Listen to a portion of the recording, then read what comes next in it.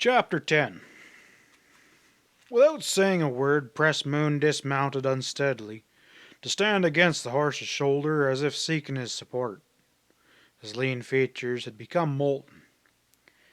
"You ain't taking the stock away from me, are you, Marble?" he got out at last huskily. "I heard you're a range detective now." Clay looked at him in perplexity. Clearly he did not much like what he had to do. It was his last desire to injure Esther Moon's father in this manner. "I'm sorry, Press," he said apologetically. "There's no point in my hiding from you that I represent the real owners. Of course they expect their property back." "But what will we tell your father, Clay?" sounded Esther's voice from close behind them. The girl had followed from the house, and now she glanced from one to another in the group with unfeigned concern.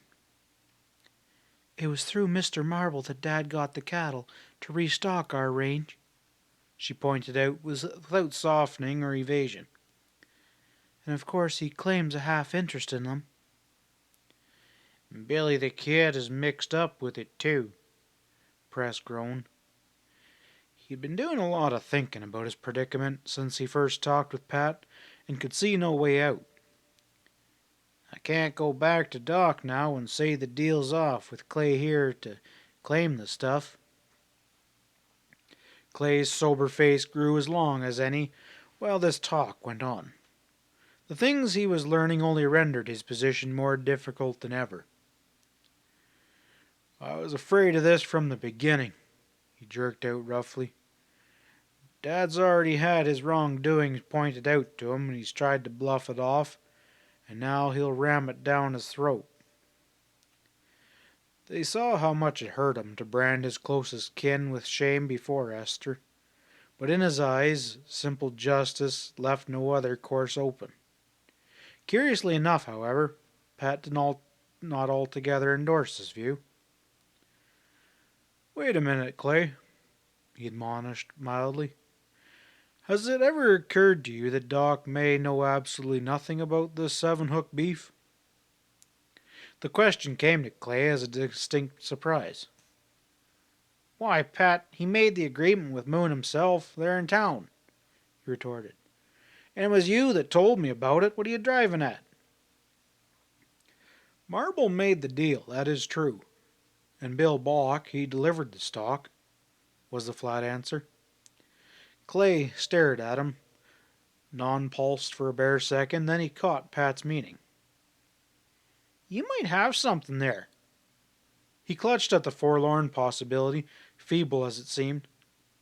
"Dad couldn't possibly know everything that goes on with an outfit the size of his. The boys could have easily put one over him." He paused then, his brows knit. "But hell, Stevens, it doesn't add up. Why should they take the long chance when he stands to gain by it? Bill Block would have gone to hell for Doc, but he was getting his salary right along. He didn't have to do a thing but obey orders." "Even supposing Mr. Marble didn't know the steers were turned over to us, they were stolen," Esther inserted, glancing at Clay pleadingly. "We'll still have to answer to him." "Or Ed Gurley," Press nodded with a deep glum. "It's the same thing." "I'm not certain I'd go along with you there," Pat argued, quietly insisting on his own view. He studied Moon with thought-clouded eyes. "Did Gurley ever make trouble for you?" Press shrugged. "Trouble? Well, I've felt his rough edges before, Stevens, if that's what you mean." "Gurley?"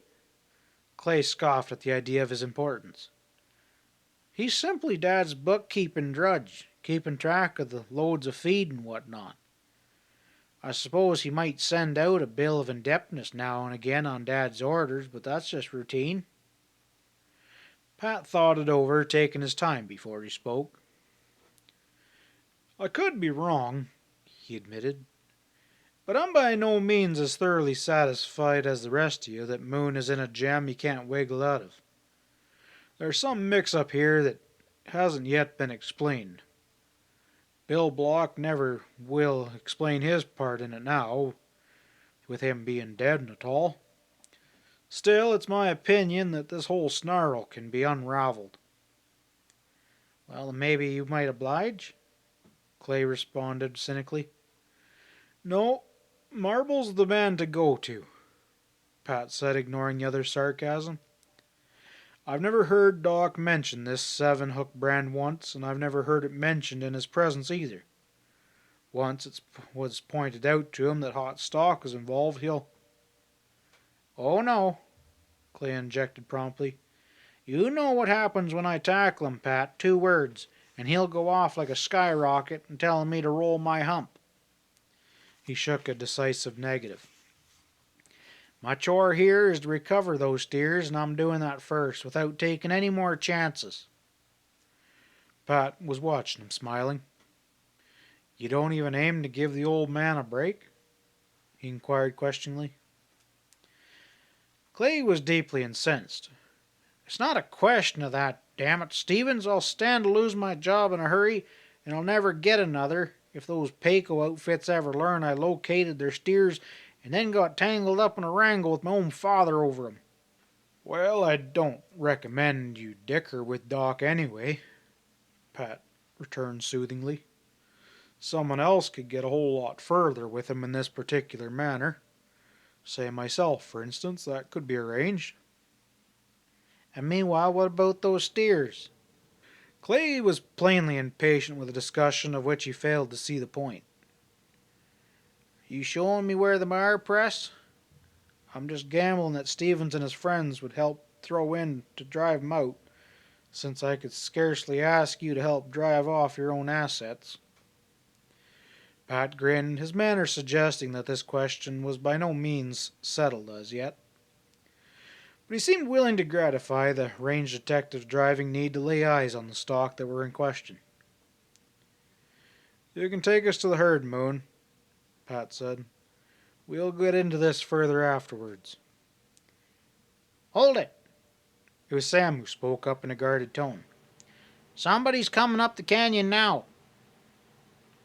They turned in unison to survey the lone horseman, who had broken from the pines a half-mile across the canyon and proceeded towards them at a leisurely pace. Pressmoon's eyes narrowed as he stepped aside for a careful look. 2 or 3 of the brush boys are working for me now, he muttered. But that ain't one of 'em. For all the empty socket where one of his eyes had been, Ezra's sight was still keen. It was he who put in the next word, while the approaching rider was still some distance off. You're dang lucky that hombre ain't riding for you, he growled. Know who he is, don't you? Gazing across the back of his pony, Pat was conscious of a curious tightening of his muscles, and he made his identification a moment before Clay Marble's deep exclamation of surprise. Stevens, that's one of the 7 River gang, he whipped out hoarsely. That's Bull Toller. Damn his brassy nerve. It was true.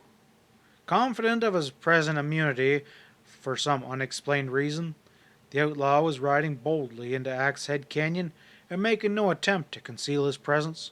On the contrary, appearing deliberately to draw attention to it.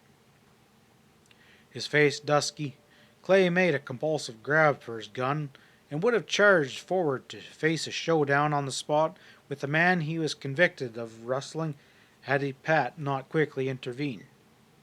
Cool off, boy, he warned tensely, arresting Marble with a grip of iron. We'll just see what this amounts to. They waited, frozen in altitude of hostile curiosity, while Toller jauntily advanced. A gangly individual with nothing to speak of in the way of a chin, an unusual scrawny and bewhiskered neck, and a prominent Adam's apple, Toller was neither prepossessing nor particularly menacing in general appearance. His beady black eyes, arrogant and derisive, speedily gave the lie of this impression. Pat stepped forward. There was a curtness in his movement which meant much had the outlaw been equipped to intercept it accurately. What'll it be, Toller? He said shortly. You wouldn't be one riding in here without a reason, and a damn good one, from that oily look on your ugly face. Bull gathered quickly enough from his tone that the amenities were to be dispensed with this greeting. A little bit of the swagger faded out of his manner. I'm carrying a letter for Marble there, he growled, his glance darting towards Clay. All right. Haul up right where you are and hold it out. Toller hastily drew rein and sat his saddle gingerly, making sure he kept his hands away from his gun. Don't be getting gay there, Stevens, he blustered. In case you don't know it, I'll point out that shooting off your lip to me won't get you nowheres now. Hand out the letter, Toller. Pat's order crackled so sharply that the outlaw's hand jerked into his shirt pocket and came away with a soiled paper rather more quickly than he intended. Pat reached out and took it, stepped back before glancing at it. Clay moved to his side as he unfolded the paper, and together they scanned the words inscribed there in a smooth, spidery hand. Mr. Clay Marble, sir. Want to see you right off. Come with Toller here, and don't make any mistake about not coming either. I'll be waiting. Yours truly, W. H. Bonnie. Clay snorted softly as he reread it. His thoughts were etched in his face, which slowly reddened. He had nothing but contempt for the demands of this avowed outlaw, but at the same time his shrewd wits told him that Billy the Kid's message closely concerned the stolen 7-hook herd. The certainty that his father was inevitably involved alone prevented him from voicing an instant and unequivocal rejection of Bonnie's cool proposal. Where's Bonnie now, Toller? He demanded undecidedly. Bull's presence of contemptuous indifference was still working overtime. You read what it reads there, he sneered. Come with me and I'll show you. Why should I go anywhere with you? Clay was sharp with him. I finished Ace Belson, and I'll either do the same with you, Toller, or land you back in the pen. Bonnie knows that. He tapped the letter scornfully. He's asking me to lead with my chin, and any fool would know better than do that. A change came over Bull's bristly face, even as though it never occurred to him that anyone might cross the kid's wishes. No, it's no trap, he protested earnestly, his look implying intense disgust with this confession.